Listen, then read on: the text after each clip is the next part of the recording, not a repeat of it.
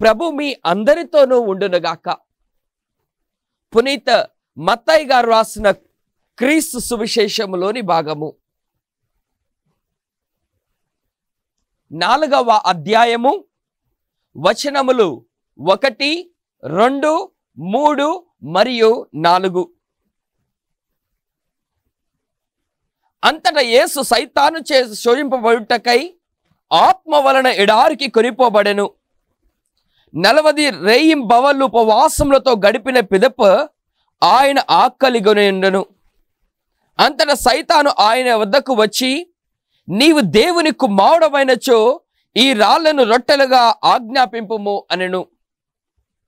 మానవుడు కేవలం రొట్టె వలననే జీవింపడు, కానీ దేవుని నోటి నుండి వచ్చి ప్రతి మాట వలన జీవించును అని రాయబడి ఉన్నది అని క్రీస్తు ప్రభు పలికెను. ఇది క్రీస్తు ప్రభు యొక్క శుభవార్త. క్రీస్తువా, మీకు స్తుతి మహిమ కలుగునుగాక. మనం శ్రమల దినములలో ఉన్నాం. ఈ శ్రమల దినములలో ఆనాడు క్రీస్తు ప్రభు మరణిస్తున్న సమయములో 7 మాటలు పలికినట్లుగా దివ్యవాణి వీక్షిస్తున్న మీ అందరితో ఆ క్రీస్తు ప్రభువే పలుకున్నట్లుగా, ఆ క్రీస్తు ప్రభు యొక్క స్వరాన్ని, వాక్యాన్ని వినున్నట్లుగా ఒక పాటను ప్రార్థనగా మలుచుకొని ఆ ప్రభువుని అడుగుదామా? దేవునికి మొరపెట్టుకుందాం. దేవునికి స్తోత్రం. Praise the Lord. ఆకాశమందున్న ఆసీనుడా, నీ తట్టు కనులెత్తి చూసాను, నేను నీ తట్టు కనులెత్తి చూసాను. ఆకాశమందున్న ఆసీనుడా, నీ తట్టు కనులెత్తి చూసాను, నేను నీ తట్టు కనులెత్తి చూసాను. పాప ఊబిలో పడియున్నాను, లేవనెత్తుమా నన్ను కాపాడుమా. పాప ఊబిలో పడియున్నాను, లేవనెత్తుమా నన్ను కాపాడుమా. కరుణించవా యేసు, కాపాడవా. నీ తట్టు కనులెత్తి చూసాను, నేను నీ తట్టు కనులెత్తి చూసాను. ఆకాశమందున్న ఆసీనుడా, నీ తట్టు కనులెత్తి చూసాను, నేను నీ తట్టు కనులెత్తి చూసాను. అవును యేసయ్యా, సిలువపై మా కోసం వేలాడిన యేసయ్యా, నీ తట్టు కనులెత్తి చూస్తూ మాట్లాడుతున్నానయ్యా. దివ్యవాణి వీక్షిస్తున్న వారందరితో సిలువ మీద వేలాడుతున్న నీవే విధంగానైతే మాట్లాడి ఉన్నావో, తండ్రితో మాట్లాడుతూ ఉన్నావు, సిలువ కింద ఉన్న నీ బిడ్డలతో మాట్లాడి ఉన్నట్లుగా మా అందరితో కూడా ఈ శ్రమల దినములో మాట్లాడుమని మా నాథుడును మీ కుమారుడు యేసు అతి పవిత్రమైన నామములో సిలువ మీద వేలాడుతున్న యేసు పేరిట అడిగి బ్రతిమాలుకొనుచున్నాము తండ్రి. Amen, amen, amen.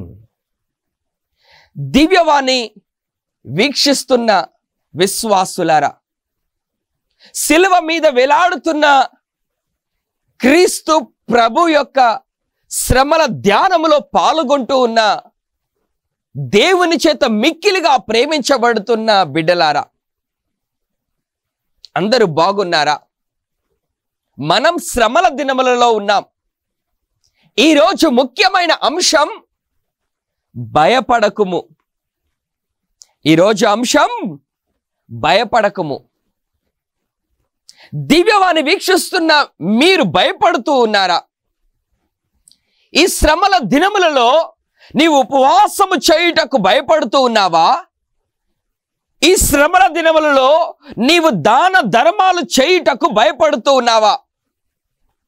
ఉపవాసము చేసినప్పుడు మన కడుపు ఆకలి అవుతూ ఉండొచ్చు. ఆకలికి నీవు భయపడుతూ ఉన్నావా? లేకపోతే షుగర్, బీపీలు, నీ ఆరోగ్యం ఖరాబ్ అవుతుందని చెప్పి భయపడుతూ ఉన్నావా? ఒకవేళ నీవు నీ జీవితములలో దాన ధర్మాలు చేసినప్పుడు నీ ఆస్తి తరుగుతుందని, నీ సంపద తరుగుతుందని చెప్పి నువ్వు భయపడుతూ ఉన్నావా? ఈ శ్రమల దినములలో వాక్యం చాలా స్పష్టం చేస్తూ ఉంది. పేతురు రాసిన మొదటి లేఖ 4వ అధ్యాయం 1వ వచనము, శారీరకముగా కష్టపడువాడు వారి పాపమును తొలగించుకొనును అని. నీ ఒకవేళ ఉపవాసము చేసిన ఎడల నువ్వు శారీరకముగా కష్టాల పాలగుతున్నావు కనుక నీ పాపములు నీవు తొలగించుకుంటూ ఉన్నావు. దేవునికి స్తోత్రం. ఇక రెండవ సందర్భం వాక్యం చాలా స్పష్టం చేస్తూ ఉంది. సీరా పుత్రుడైన యేసు జ్ఞాన గ్రంథం 3వ అధ్యాయం 30వ వచనం, జలములు మంటలను చల్లార్చును, దాన ధర్మములు పాపములకు ప్రాయశ్చిత్తము చెయ్యును. నీవు ఉపవాసము చేసిన ఎడల నీ పాపము నువ్వు తొలగించుకుందువు. నీవు దాన ధర్మాలు చేసిన ఎడల నీవు నీ పాపములు తొలగించుకుందువు. ఇదే క్రీస్తు ప్రభువు ఈ శ్రమల దినములలో నిన్ను కోరుతూ ఉన్నాడు. కనుక దాన ధర్మాలు చేసినప్పుడు నువ్వు భయపడకు, ఉపవాసము చేసినప్పుడు నీవు భయపడకు. ఎందుకు అనంటే వాక్యం చాలా స్పష్టం చేస్తూ ఉంది. శిలువపై వేలాడిన క్రీస్తు ప్రభువు ఈ లోక పాపములను క్షమించినట్లుగా దాన ధర్మాల ద్వారా దేవుడు నీ పాపములు క్షమించబోతూ ఉన్నాడు. ఉపవాసముల ద్వారా నీ పాపములు క్షమించబోతున్నాడు. కనుక నీ జీవితంలో నీ ఉపవాసము చేసినప్పుడు, నీవు దాన ధర్మములు చేసినప్పుడు ఆకలి అవుతుందని భయపడకండి, నా ఆస్తి తరుగుతుందని చెప్పి భయపడకండి. ఎందుకంటే దేవుని బిడ్డలు భయము చేత జీవించరు, కానీ ప్రభువు ప్రకటించు విశ్వాసము చేత శిలువ మీద వేలాడుతున్న క్రీస్తు ప్రభువు ఏ విధంగానైతే ఆ తండ్రిపై విశ్వాసము, నమ్మకము కలిగి జీవించాడో మీరు కూడా ఆ దేవుని మీద, మరి ముఖ్యముగా శిలువపై వేలాడుతున్న క్రీస్తు ప్రభువు మీద విశ్వాసము కలిగి జీవిస్తే మీరు కూడా మీ పాపములు తొలగించుకోబడతారు. దేవుడు సమస్తమును బట్టి మేము దీవిస్తాడు. నమ్మకం ఉంచండి, విశ్వాసం ఉంచండి. ఒక్కసారి మనం పూర్వ నిబంధనలోని నిర్గమకాండం 16వ అధ్యాయం చదువుకునే ఎడల ఇజ్రాయేలు ప్రజలు ఎడారిలో ఆకలిగి ఉన్నప్పుడు భయపడిపోతూ ఉన్నారు. ఎందుకు అనంటే ఎడారిలో వారికి ఏమి దొరకనప్పుడు మేము చనిపోతామనే భయం వారిలో ఉంటూ ఉంది.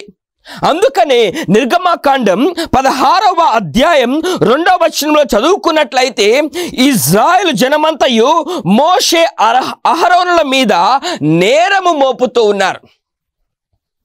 ఇజ్రాయేలు ప్రజలట ఎడారిలో ఎవరి మీద నేరం మోపుతూ ఉన్నారు? మోషే మీద నేరం మోపుతూ ఉన్నారు, అహరోను మీద నేరం మోపుతూ ఉన్నారు. ఎందుకంటే మోషే మరియు అహరోనుడి యొక్క మాటల ప్రకారము వాళ్ళు ఎడారిలో నడుస్తూ ఉన్నారు. ఈ ఎడారిలో నడుస్తున్న సమయంలో వారు బాగా ఆకలి అవుతుంది, కానీ ఈ ఎడారిలో వారికి తినడానికి ఏమి దొరకని పరిస్థితి వారు ఎదుర్కొంటూ ఉన్నారు. ఎప్పుడైతే వారికి ఆకలి అవుతుందో, ఎడారిలో వారికి ఏమి దొరకని పరిస్థితి వారు ఎదుర్కొంటూ ఉన్నారో, వారు మోషే మీద, అహరోను మీద గొనుగుతూ ఉన్నారు, సనుగుతూ ఉన్నారు. మమ్మల్ని ఈ ఎడారిలో చంపుటకు తీసుకుని వచ్చావా అని చెప్పి వారు సనుగుతున్నారు, గొనుగుతున్నారు. మేము బానిసత్వంలో ఉన్నప్పుడు మేము చక్కగా భుజించి ఉన్నాం, కానీ ఎడారిలో మాకు ఆహారం లేదు అని చెప్పి వారు మరణాన్ని బట్టి భయపడిపోతూ ఉన్నారు. ఆ సమయంలో వాక్యం సెలవిస్తుంది, నిర్గమకాండం 16వ అధ్యాయం 15-16 వచనములు చదువుకునే ఎడల వాక్యం చాలా స్పష్టం చేస్తుంది.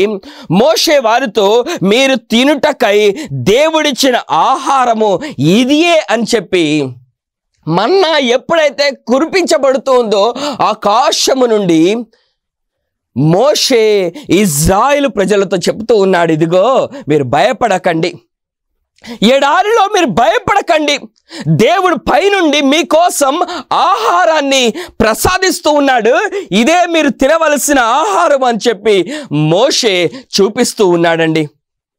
మోషే చూపించిన ఆ ఆహారాన్ని వాళ్ళు ఎప్పుడైతే ఎడారిలో భుజిస్తూ ఉన్నారో వారి ఆకలి తీర్చుకోగలుగుతూ ఉన్నారు. దేవునికి స్తోత్రం.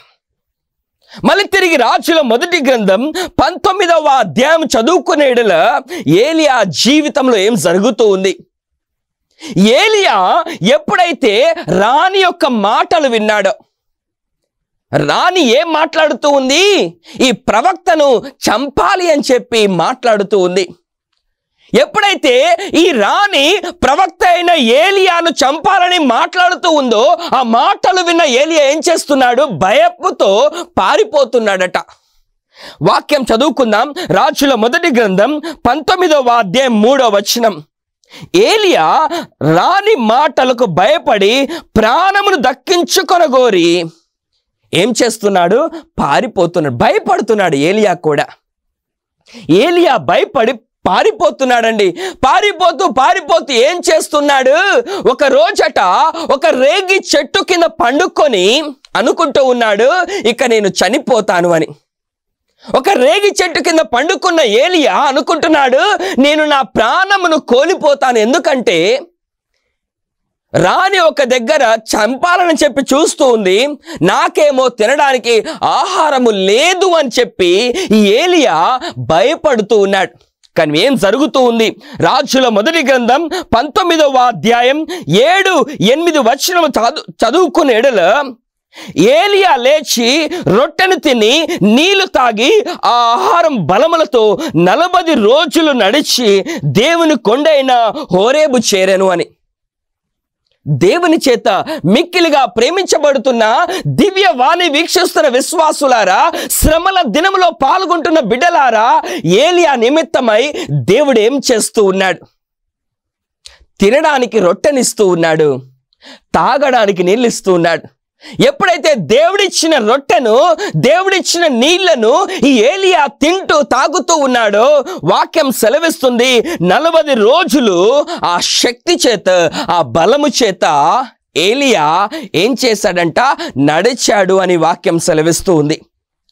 మరి నీ జీవితంలో కూడా ఆనాడు ఇశ్రాయేలు ప్రజలు ఎడారిలో ఉన్నప్పుడు భయపడినట్లుగా, ఏలియా రాణి మాటలు విని మరి నడుస్తూ మరి చనిపోతానేమో అని చెప్పి భయపడినట్లుగా, నీవు కూడా ఆకలి కొనిగి ఉన్నప్పుడు భయపడిపోతూ ఉన్నావా? దాన ధర్మాలు చేయవలసి వచ్చినప్పుడు భయపడిపోతూ ఉన్నావా? ఒక్కసారి గుర్తుంచుకో, ఎడారిలో ఇశ్రాయేలు ప్రజల యొక్క ఆకలి తీర్చుటకై మన్నాను పంపిన దేవుడు, ఏలియా ఆకలిగొని ఉన్నప్పుడై రొట్టెను పంపిన దేవుడు, ఈ శ్రమల దినములలో నీకు కావలసినది దేవుడు సమకూర్చడా? దేవుడు నీ గురించి యోచించడా?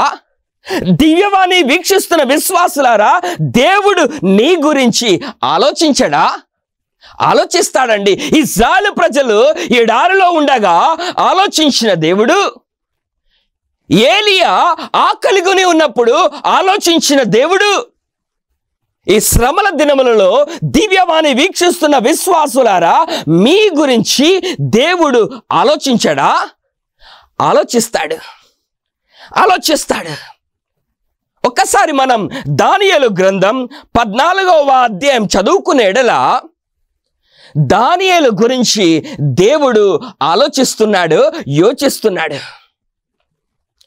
నీ గురించి, నా గురించి ఆలోచిస్తున్న దేవుడు, యోచిస్తున్న దేవుడు దానియేలు గురించి కూడా ఆలోచించాడు. దానియేలు గురించి కూడా యోచించాడు. ఏం జరుగుతూ ఉంది? ఏం జరుగుతూ ఉంది? వాక్యం చాలా స్పష్టం చేస్తూ ఉంది. దానియేలునట సింహపు బోనులో పడవేశారండి. అక్కడ ఎన్ని సింహములు ఉన్నాయట? 7 సింహములు ఉన్నాయంట. ఆ 7 సింహములకు ప్రతిరోజు 2 మనుషులను మరియు 2 గొర్రెలను ఆహారముగా వేస్తుండే వాళ్ళంట. 7 సింహములకు 2 మనుషులను 2 గొర్రెలు ప్రతిరోజు ఒక ఆహారముగా వేస్తుండేవారట. కానీ వాక్యం సెలవిస్తుంది 6 రోజుల పాటు ఎప్పుడైతే దానియేలు ఆ సింహపు బోనులో ఉన్నారో, 7 సింహాలు ఉండే ఆ బోనులో ఉంటూ ఉన్నాడో, ఆ 6 రోజుల పాటు ఆహారముగా ఆ సింహాలకు ఏమీ వెయ్యలేదట. ఏమీ వెయ్యలేదట. వాక్యం సెలవిస్తుంది. దానియేలు గ్రంథం 14వ అధ్యాయం 33వ వచనములో, ఆ కాలములో హబకుకు అనే ఒక ప్రవక్త ఉండేవాడట. హబకుకు అనే ఒక ప్రవక్త ఉండేవాడట. హబకుకు ప్రవక్తను దేవుడు పిలుస్తూ ఉన్నాడు. పిలిచి ఏం చేయమంటూ ఉన్నాడు? నీవు బబులోనియాకు వెళ్ళుము, నీవు బబులోనియాలోకి వెళ్ళుము. అక్కడ ఒక సింహపు బోనులో దానియేలు అనే ఒక బిడ్డ ఉన్నాడు. ఆ బిడ్డకు నీవు ఆహారం తీసుకొని వెళ్ళుము. ఆ బిడ్డ ఆకలిగొని ఉన్నాడు అని వాక్యం సెలవిస్తుంది. అప్పుడు హబకుకు అంటున్నాడు, నాకు బాబులోని ఎక్కడ ఉందో తెలియదు, నేను ఎలా వెళ్ళను అని చెప్పినప్పుడు దేవుడు తన దూత ద్వారా ఈ హబకుకును మరి ఎక్కడికి పంపిస్తూ ఉన్నాడు? బబులోనియాలోకి పంపిస్తున్నాడు. బబులోనియాలో ఉన్న ఆ సింహపు బోనులో ఉన్న దానియేలు వద్దకు పంపిస్తున్నాడు. దానియేలుకు దేవుడు హబకుకు ద్వారా, హబకుకు ప్రవక్త ద్వారా ఏమి ప్రసాదిస్తున్నాడు? భోజనమును ప్రసాదిస్తూ ఉన్నాడు. సింహములు ఆకలిగానే ఉంటున్నాయి, కానీ ఆ సింహము యొక్క నోరును దేవుడు దూతల సహాయమున మూస్తూ ఉన్నాడు. భయపడలేదండి. ఈ దానియేలు భయపడడం లేదు. సింహపు బోనులో ఉన్న ఈ దానియేలు ఏం చేయడం లేదు? భయపడడం లేదు. కానీ నీ జీవితంలో నువ్వెందుకు భయపడుతూ ఉన్నావు? నీవు జీవితంలో నీవెందుకు ఆందోళన చెందుతూ ఉన్నావు? దేని గురించి నీవు యోచిస్తూ ఉన్నావు? దేని గురించి నీవు ఆందోళన చెందుతూ ఉన్నావు?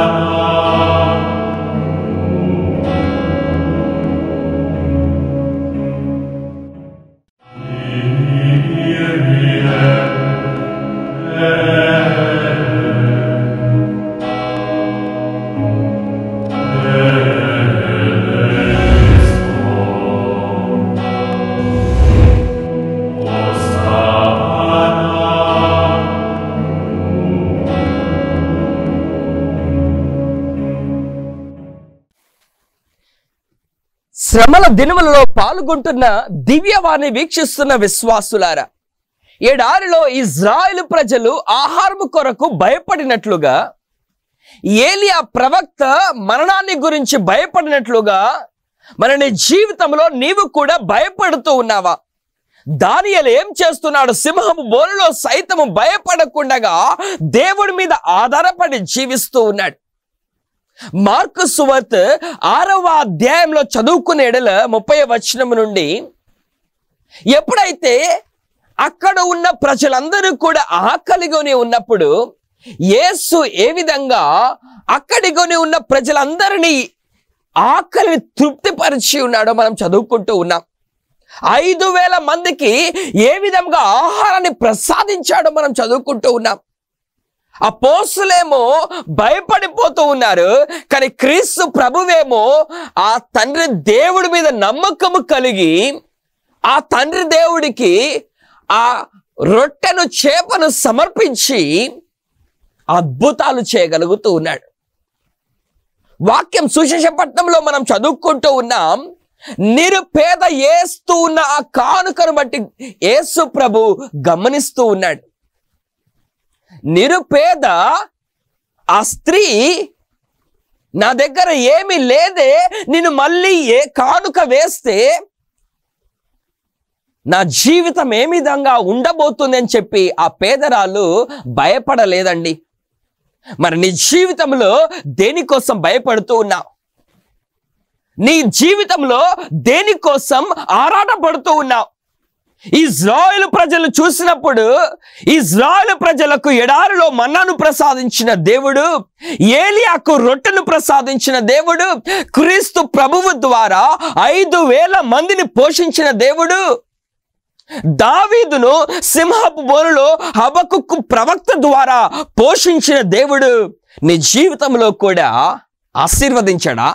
ఇక ఎందుకు ఈ శ్రమల దినములో నువ్వెందుకు భయపడుతూ ఉన్నావు? ఉపవాసమందును దాన ధర్మముల యందును నువ్వెందుకు భయపడుతూ ఉన్నావు? దేవుడి మీద ఆధారపడి జీవించు. పేతురు రాసిన మొదటి లేఖలో 4వ అధ్యాయం 1వ వచనంలో పలికినట్లుగా, సీరాపుత్రుడైన యేసు జ్ఞాన గ్రంథం 3వ అధ్యాయం 30వ వచనంలో పలికినట్లుగా, ఒకవేళ నీవు ఉపవాసం ఉంటే, ఒకవేళ నీవు దాన ధర్మాలు చేస్తే, క్రీస్తు ప్రభువు శిలువపై వేలాడుతూ ఈ లోక పాపములు క్షమించినట్లుగా శారీరక కష్టము ద్వారా నీ పాపమును తొలగించుకుంటావు, దాన ధర్మాల ద్వారా నీ పాపమును తొలగించుకుంటావు. దేవుడు నీ పాపముల నుండి నిన్ను రక్షిస్తాడు, నీ పాపమును క్షమిస్తాడు. నమ్మకముంచు. ఇక నీ జీవితంలో దేని కోసము కూడా భయపడకు, దేవుడి మీద ఆధారపడి జీవించు. ప్రభు సమస్త శక్తిని బట్టి, సమస్త కృపలను బట్టి నువ్వు చేస్తున్న ఉపవాసముల ద్వారా, నువ్వు చేస్తున్న దాన ధర్మాల ద్వారా దేని కోసమై నువ్వు చిందిస్తూ ఉన్నావో, దేనికోసమైతే నువ్వు భయపడి జీవిస్తూ ఉన్నావో, ఆ భయమును తొలగించి నీ పాపములను, నీ కుటుంబ పాపములను తొలగించి ఆశీర్వదించి దీవించి కాచి కాపాడుదురుగాక. ప్రార్థన చేసుకుందాం.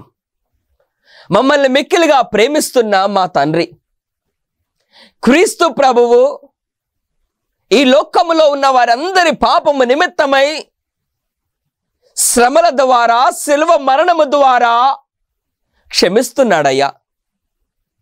సిరా పుత్రుడైన యేసు జ్ఞానము గ్రంథంలో మేము చదువుకున్నట్లుగా, పేతురు రాసిన మొదటి లేఖలో మేము చదువుకుంటున్నట్లుగా, శారీరక శ్రమల ద్వారా పాపము తొలగించబడుతుందని, దాన ధర్మాల ద్వారా పాపము తొలగించబడుతుందని మేము తెలుసుకుంటున్నాం. ఈ శ్రమల దినములో మా పాపము తొలగించుటకై మేము చేస్తున్న ఉపవాసములు మీకు సమర్పిస్తూ ఉన్నాం. ఈ శ్రమల దినములో మేము చేస్తున్న పాపము నిమిత్తమై, మేము చేస్తున్న ఆ దాన ధర్మాల నిమిత్తమై మీకు సమర్పిస్తూ ఉన్నాం. మా పాపమును తొలగించయ్యా.